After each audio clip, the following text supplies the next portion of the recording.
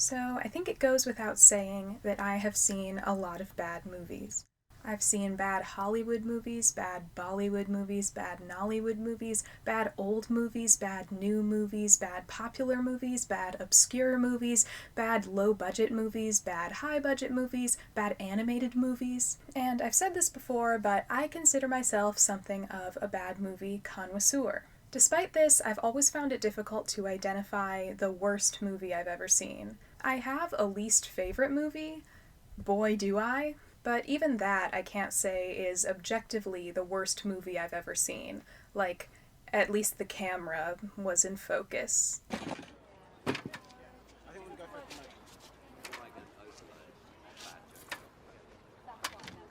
However, I think I may have finally done it. I think I may have finally found the worst film of my film-watching career so far. This title goes to an incredible little film by the name of Teen Star Academy. A little while ago, I was browsing Tubi, which is a free with ads streaming service. They actually have quite a lot of good stuff. I would recommend checking it out. But given that they are a free service, they also have quite a lot of questionable titles. I was browsing and I ended up searching the word teen because I like finding bad teen movies. I think they're really funny. And I came across Teen Star Academy. It sounded like a High School Musical style ripoff, and that sounded right up my alley. One thing I noticed immediately was that despite the fact that it appeared to be an English language film, most of the names in the crew sounded Italian, which was kind of a clue right off the bat that this might be something a little different. I knew I had to watch it, so I did.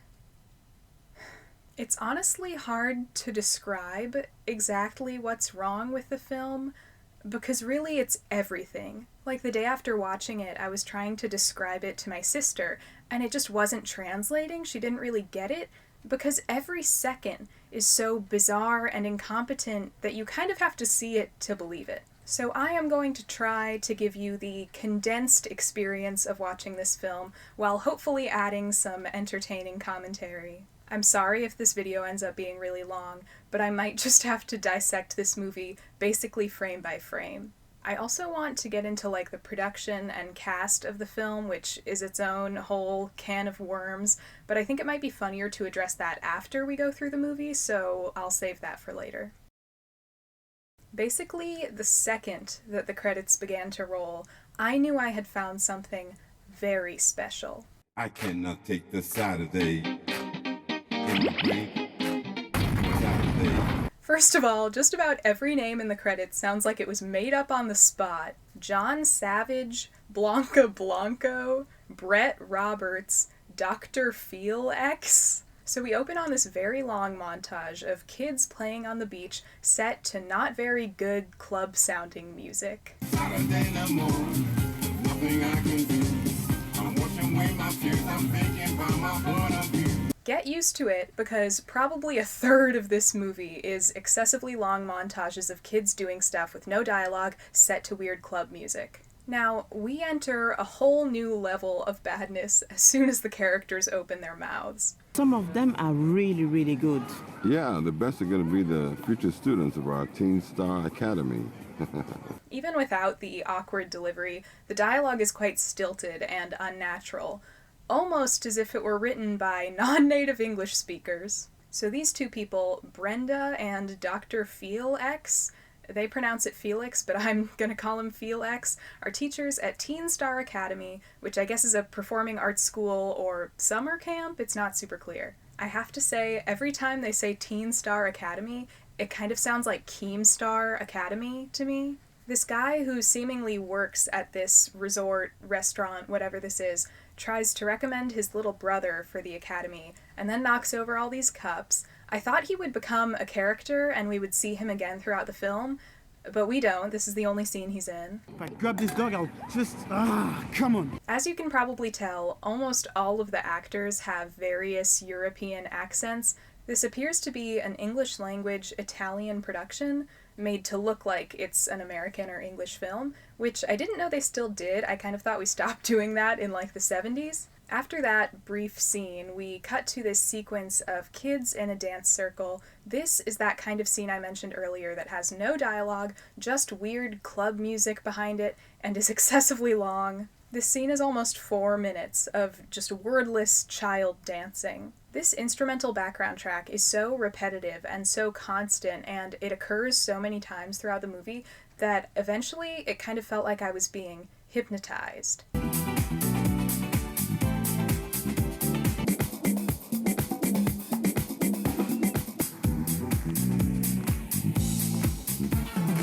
Next we meet Nathan, who I guess runs this restaurant/resort, whatever it is. He is very passionate about keeping the place in order. Nathan is actually played by an American actor, Brett Roberts, who, from what I can tell, has spent most of his life in America, so keep that in mind when you hear him talk. If the chairs are beautiful, then the people, they come.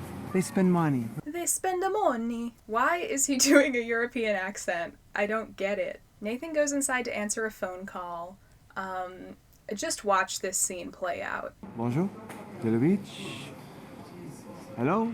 Hello? Hello? Ladies, huh? What ladies? What? Like I said, he really cares about keeping the place organized, but all these obnoxious little kids keep pranking him. This kid offers to help him with this problem, but he doesn't seem very good at that. Yes! You got him! This kid has maybe 1 or 2 more scenes, and then we never see him again.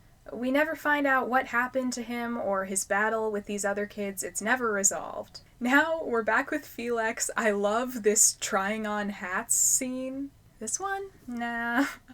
How about this one? I don't think so. I'll just wear some shades. Yeah, I'm feeling myself. Okay, no hat. Wait, now I'm wearing a hat! So now the kids are all lined up for Teen Star Academy auditions. They're such relatable teens, taking pictures for Facebook and whatnot. That's too bad. Let's take a picture for Facebook.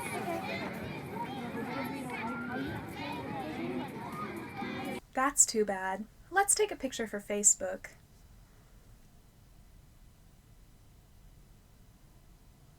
Here's where we meet our other Teen Star Academy teachers, Bert and Blanca. These actors, John Savage and Blanca Blanco, are together in real life, which is strange, considering how awkward their interactions are in this movie. Do I dance well? Can I enter the academy? You're extremely beautiful, but I do think you're a bit old for the school. Meanwhile, the kids in line are gossiping, totally talking the way real people talk. That simpering girl, Sophie, I can't stand her. Do you think the word simpering has been used by any child? Ever? Next, we see our first audition with this girl, Luna. It's really something. And I'm really in a hurry. I have to go with my grandma to buy my birthday present in a jewelry, so if we want to start, please go with the track. I wonder if this character is supposed to be spoiled. Well, Luna, is that it? I appreciate your having to, Calm down, calm down. Calm down? Was he not being calm? I know she's a bit spoiled, but she's incredibly good. So keep that in mind, that Blanca calls Luna incredibly good. Now let's watch her audition.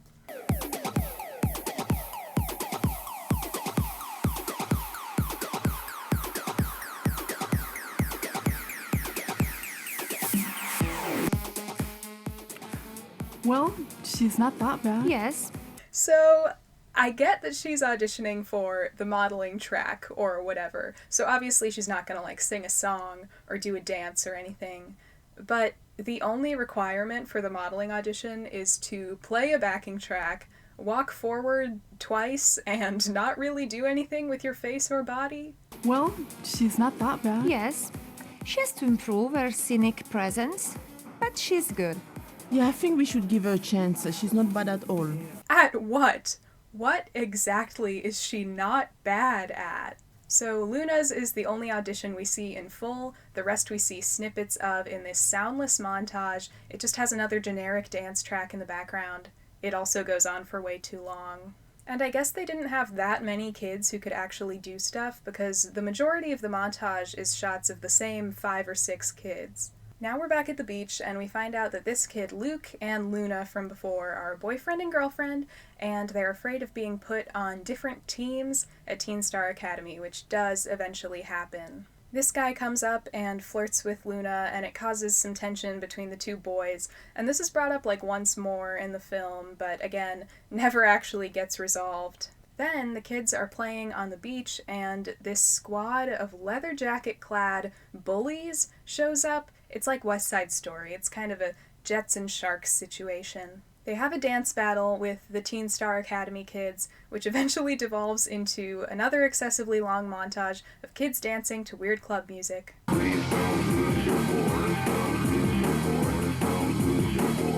Next, all of the kids find out whether they were admitted to Teen Star Academy.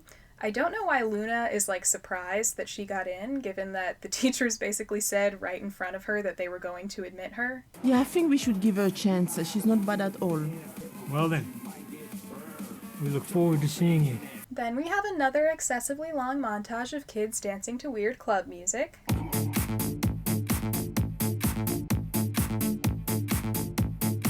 Since I was watching this on Tubi, there were occasional ad breaks, and the ad breaks were so jarring. While watching the movie, it was like I had been transported to this strange, liminal, non-existent world where there is only beach and children make up 90% of the population, and everyone talks like an alien. So then when like a Buick ad would come on, it was like I was being suddenly thrust back into the universe that I live in. The teachers introduce themselves and announce the school's two teams, and what's funny is that we only ever hear the first names of the teachers, even at the end of the movie when it's the final performance and they're introducing Bert to the audience. They just call him Bert, or like Mr. Bert. I am the headmaster, Bert. This is Patty, Brenda, singing teacher, and Julia, your dance teacher. It feels like it was written by a child. Guess what it's time for? Another excessively long montage of kids dancing to weird club music. Smash cut to Nathan. He's spooning something out of his tiny cup when these kids come up and tell him they were rejected from Teen Star Academy. This is how he responds. Oh, that's incompetent. That's gonna be my new way to express disappointment. Your family just died? Ugh, that's incompetent. It's really a pointless scene. These kids do a little dance and then embrace Nathan. He embraces them back, basically in the way that I imagine Jesus would have embraced his disciples. Oh, my children. Oh, my children. Apparently Bert and this lady, Patty, are a couple. It doesn't really matter. It doesn't go anywhere. It's probably just to fill time. This movie is barely 90 minutes. Next we see this kid performing a song. Every diegetic song in this film is performed in its entirety, and we just see the kid performing it for the whole time. Like, they don't weave these songs into the story at all. The movie basically stops for a few minutes to let these songs play out. Also, I don't want to sound mean, but I want more than just romance. I'm so tired of broken hearts. Can you feel my heartbeat first? I want this to last and they let this kid into Teen Star Academy. These kids crash Bert and Patty's date and film it. And this girl says this. I'm filming it all. You never know. We might use this video someday. Which implies that this video will come into play later. Spoiler alert, it never does. The kids suddenly become very spiteful against Bert, despite him not having done anything bad to them. I say we ruined their night. He totally deserves it. We could throw water bombs at them. Or stink bombs. I got some at home. Where is this coming from? Bert has done nothing. Luckily, this kid is like, let's just do what we always do and dance. Okay, I take back what I said about Bert somewhat, because right after this, he's unnecessarily rude to these kids. We're adults. We just want to have some time together, okay? You understand? So, please, try to leave us alone, and I'm gonna speak to you tomorrow. Also, here begins the running joke concerning this dog. The joke is that he farts a lot.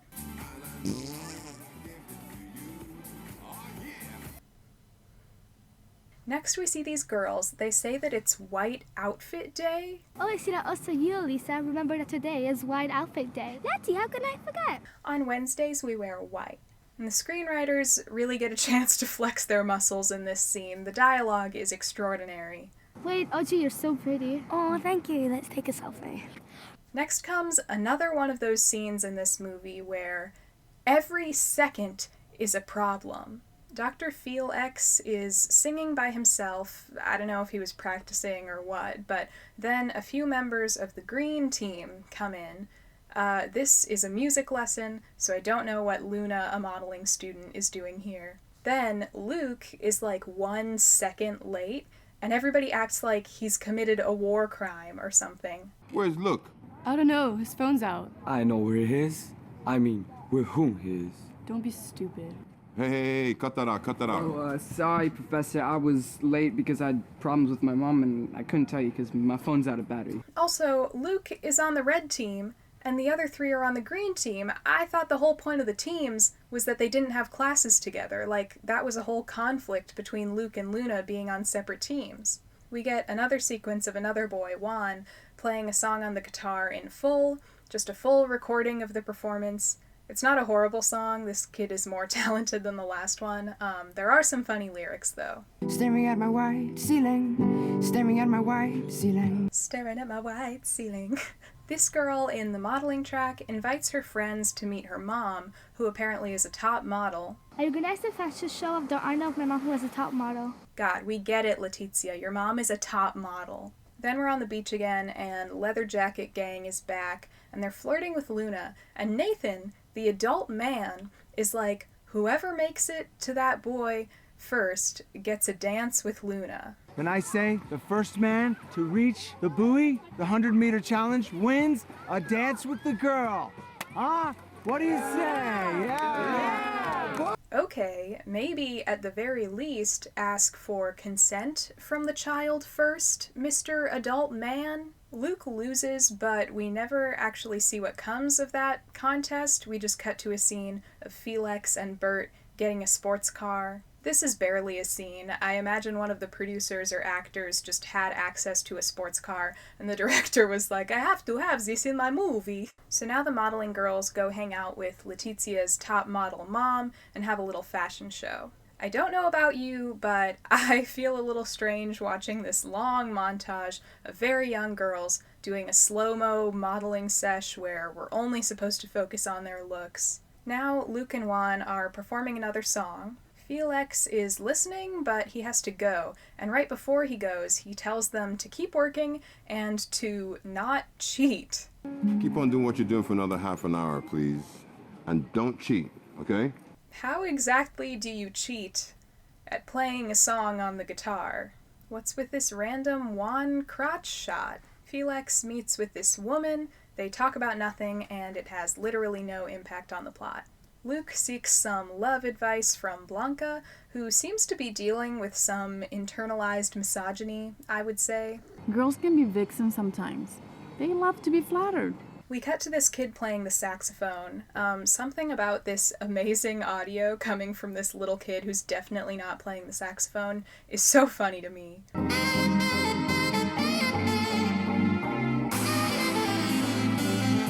Okay, go off, Clarence Clemens. We cut to Nathan getting pranked by these hooligans again. I'm sorry, Nathan, do your pants really need to ride that low? We get another little girl modeling montage, so awesome. Suddenly Brenda, who up until now we have not learned much about, is having this moment with Bert about how she's been lying to her son, who is saxophone boy. She's been telling him all his life that his father died in a car accident when really he's still alive. Where did this subplot come from? Good question. Patty shows up and misconstrues that Bert was cheating on her, so we add a few more minutes to the runtime by having this stupid sequence of Bert trying to win her back. The dog farts again. What is it with this dog? What is it with this dog? Juan sings another song, and it's going fine, but then as it gets to the chorus, it becomes a little inappropriate. Darling, you're pretty. I like your top. Why don't you maybe just take it off? I like your body and all its curves. At first I thought, oh, okay, this will be part of the scene. The teachers are going to realize and stop him, and maybe it'll be played for laughs. But then I realized that that's something a real movie would do, and Teen Star Academy doesn't seem interested in being that. It cuts to the teachers' reactions, and they're just vibing. This is fine, this is normal. Then, from that, we go into a scene of Brenda telling her son that his father is still alive. This music doesn't seem extremely fitting for the emotional caliber of the scene, but whatever. Darling, you're pretty. I like your top. Why don't you maybe just take it off? Oh my god, then cue the most jarring transition ever. We're in the middle of this quiet, emotional scene, and then there's this record scratch, so sudden and so loud that it effectively acts like a jump scare. Your father is not dead.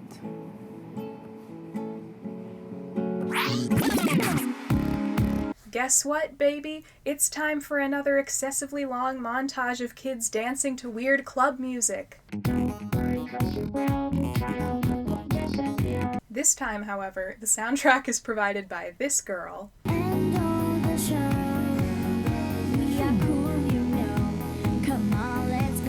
And she's killing it, let's be honest. Childhood dreams, childhood wishes, pains are healed with hugs and kisses, playing all day, getting naked and taking a bath with a yellow ducky. Who wrote this? Oh wait, I know exactly who wrote it. Elsewhere, the girls are talking about the unfair treatment in the modeling track. What are you talking about? I don't think there's any favoritism. I don't think there's any favoritism. Patty tells them that at the end of the course, 2 of them will be chosen to go work in Paris. This is never brought up again. We never find out who gets chosen. Brenda and her son, Sidney, are walking, and they run into Felix. Apparently, Felix didn't know that Brenda is Sidney's mom, so he finds that out. Then they sit down to talk, and Brenda tells him about the situation with Sidney and his father. And Felix is like, you should tell him. Maybe he wants to know his son. But what if his father wants to meet him? Do you know where he is right now? And Brenda is like, he's closer than you think. He is way, way closer than you may think. And Felix is like, how old are you, Sidney? How old are you, Sydney? And he's like, I'm 10. I'm 10 in the... And Felix is like, hey, Brenda, didn't we have unprotected sex 10 years ago? But Brenda, weren't we together 10 years ago? And she's like, yep. And Felix is like, oh, okay, great. I guess we're a family now. Come here, Sydney. And in the next scene that Felix and Sidney are in, Sidney is calling him Dad. So that conversation went unbelievably well. Then there's an excessively long sequence of Felix singing a song and Sidney dancing, and I guess it's his I'm committing to being a dad now song. Apparently Nathan is a musician too. What kind of European beach town populated exclusively by mediocre entertainers is this? It seems like Nathan's singing a normal song at first, but then it turns into a song about zombies. Tonight's the night of the zombie. Hey! Then there's this scene of the teachers discussing their students. It's like the most awkwardly paced conversation ever.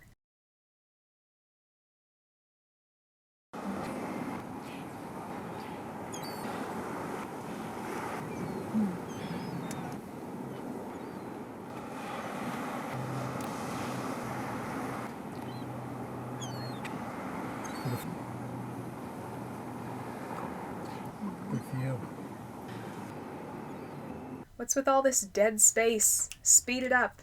Next up, excessively long montage of kids having fun set to weird club music. It's all about the soulful.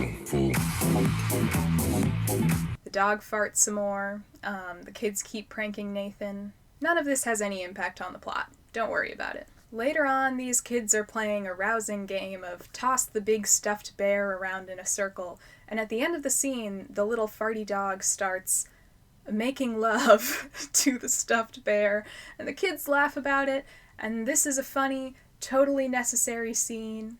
We see these girls rehearsing what sounds like an incredible song. Feel free, brother, sister, let me hear you say, feel free, I'm here today. Then we cut to these girls doing some self-affirmation in preparation for the final performance. That's very important. You're right. I don't think we have to worry so much. We're cute and we're good. We're cute and we're good. We're cute and we're good.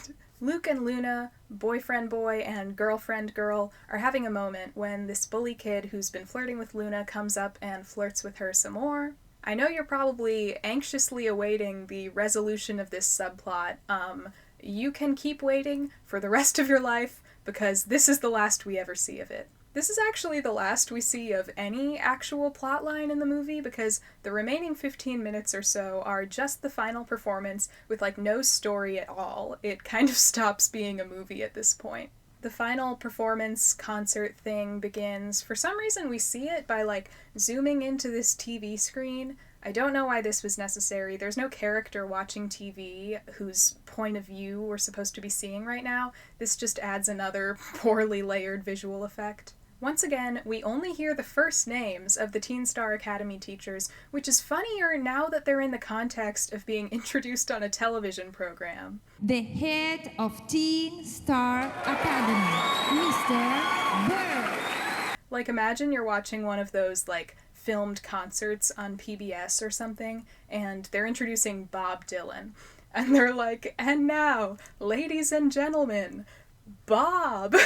Now, typically in one of these performing arts competition movies, the whole point of having a climactic showcase is to give the audience this really cool performance, right? It'll be an opportunity to show off your great original song, or your talented singers, your well-choreographed dance or cheerleading routine. Maybe in a movie like this, you'll have multiple impressive performances from your talented ensemble cast. Bafflingly, this film chooses to have, similarly to the audition sequence, a soundless montage of very brief clips of people singing and dancing, set to weird club music. When you're showing musical performances and you take out the diegetic sound, you kind of lose the impact of those performances. This is supposed to be the climax of the movie, and it feels like any other old montage in a movie that's like 40% montage. We do eventually see a little bit of Sidney playing the saxophone and Luke and Juan singing another guitar song,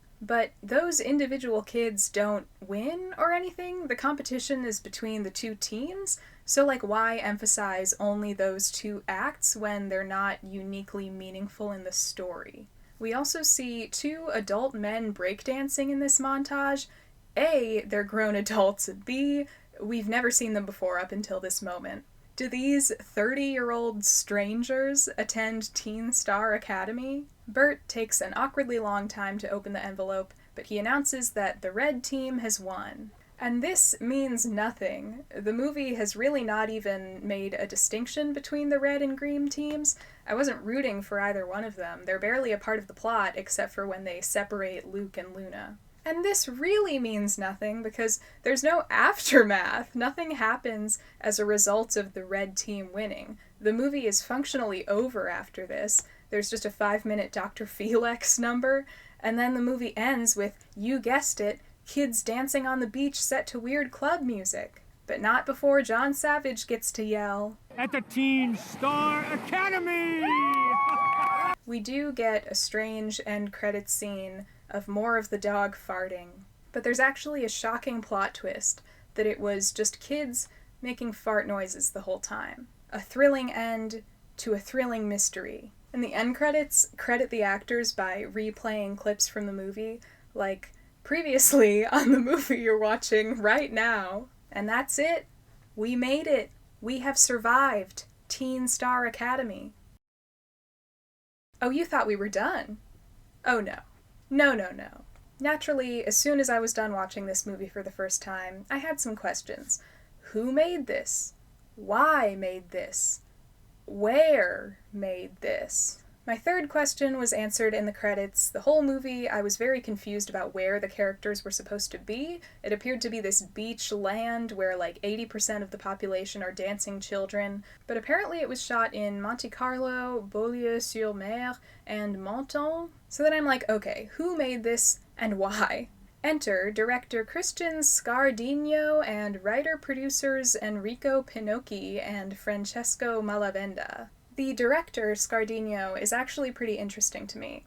Besides Teen Star Academy, he has written and directed one other feature called Amore Odio, Love Hate, and several short films. I actually watched the trailer for Love Hate and for a few of his shorts, and yeah, they definitely still look low budget, but they look much more like real movies made by somebody with a vision. This, plus the fact that Scardino did not write Teen Star Academy, makes me think that he was probably at least not creatively responsible for most of the film. Pinocchi and Malavenda, on the other hand, wrote the film and have written 4 films together: Teen Star Academy, The Fabulous Christmas Holidays, Mission Possible, and 6 Children, 1 Grandfather. Now, Malavenda appears to be just a writer in this scheme, but Pinocchi is the kingpin of this operation. Enrico Pinocchi, according to his bio on IMDb, has produced and distributed over 800 movies. I don't know if this is true. His actual IMDb page only lists 12 films, but maybe the rest were very obscure or low budget or otherwise not registered on IMDb. 800 movies. I don't know how old this man is, but let's be generous and say he's been in this industry for maybe 30 years. That's over 26 movies per year. Anyways, most of the films listed on IMDb that he's produced also star John Savage, Blanco, Brett Roberts, and several of the kids from Teen Star Academy in various combinations. Most of them were actually directed by Brett Roberts, the guy who plays Nathan, including several films that appear to be in pre-production right now. Although the IMDb entries for all of those films say that they were last updated in 2017, so who knows if they're actually going to come out or not. Pinocchi also has his own website. It's quite poorly designed, and every page on it is punctuated with this huge, outdated photo of the man himself. So anyways, the mastermind behind this movie is weird enough on his own, but that's not even it. I haven't even gotten into...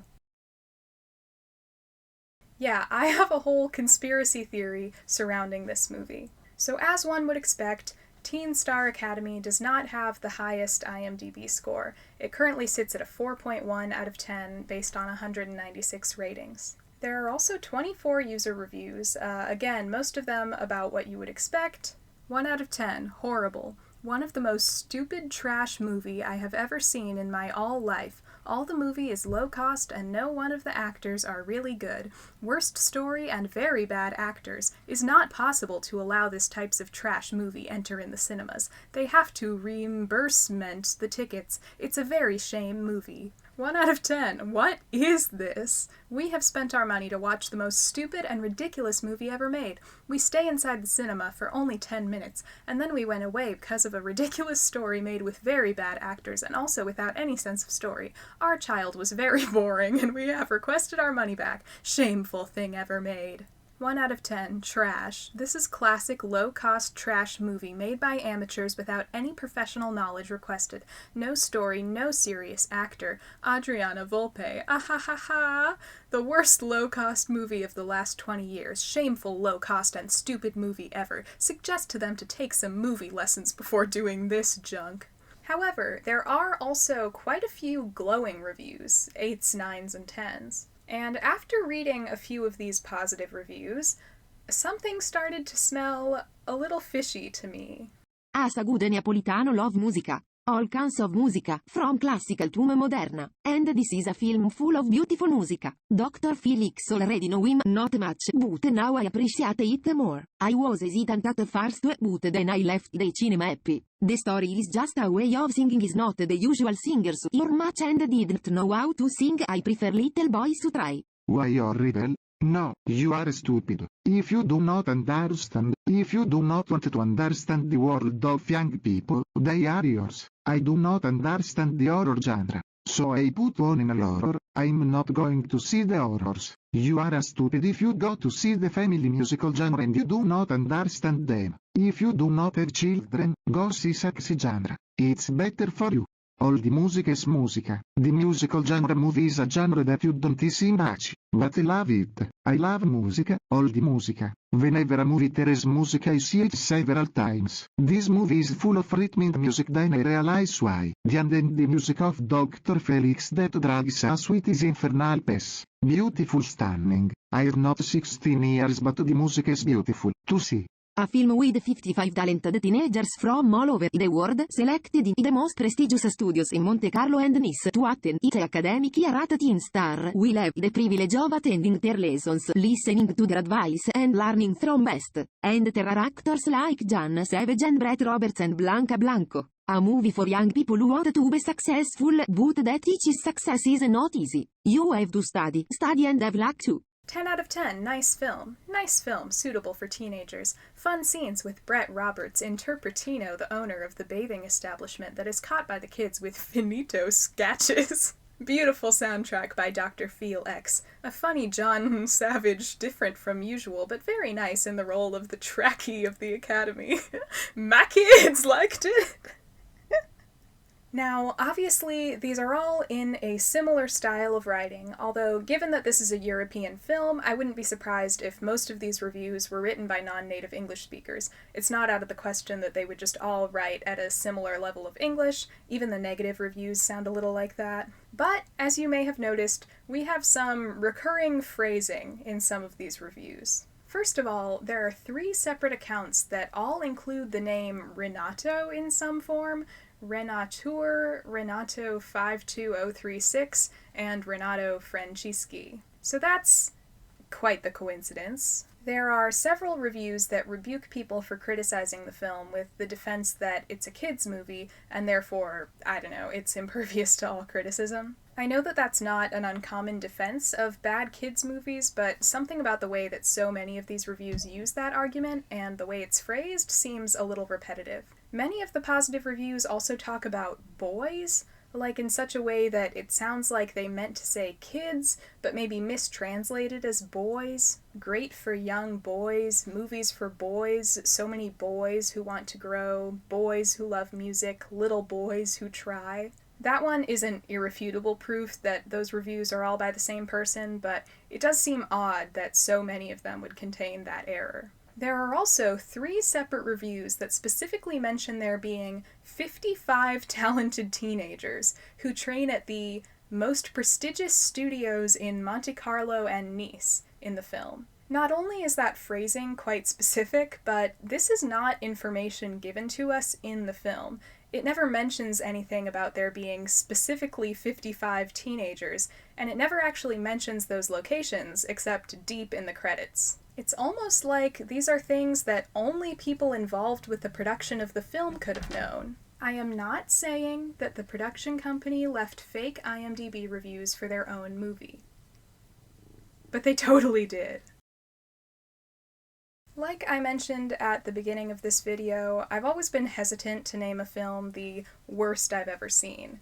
I feel like I'm still so young in my movie-watching career, and oftentimes even really bad films that I watch still have some redeeming qualities or some elements of production quality. You know, at least Johnny Dushman had some pretty good music. At least The Turning had unhinged Finn Wolfhard. At least Jaws 5 Cruel Jaws had that scene with the guy in the stripy booty shorts. Teen Star Academy really gave me a run for my money. I feel comfortable saying that this is the worst film I've seen so far.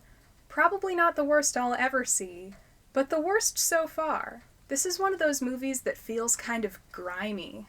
Like I feel like I need to take a shower now. I need to wash that little dog's farts off of me. I'm low-key trying to phase out my little outro joke because I don't think I like it anymore. So if you like this video, you should subscribe because I have a pitifully small audience at the moment. And if you didn't like this video... Oh, that's incompetent.